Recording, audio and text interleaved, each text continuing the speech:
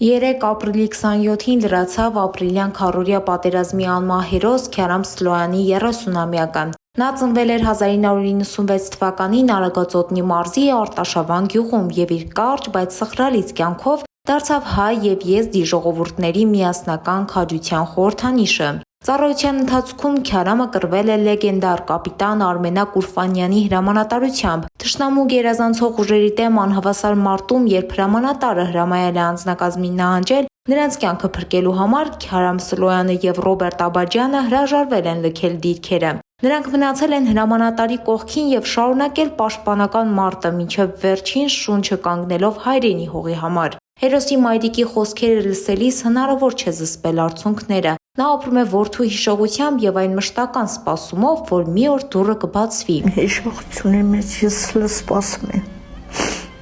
Չգիտեմ, երևի մեկը գամատնի տունն ասի, ես Քյարամն եմ։ Այսօր ընտանիքի համար միակ մխիթարությունը Քյարամի եղբոր որդին է, ում անվանակոչել են հերոս հորեղբոր պատվին։ Փոքրիկ Քյարամը իր ներկայությամբ փորձում է ամոթել ընտանիքի անբուժելի վերքը։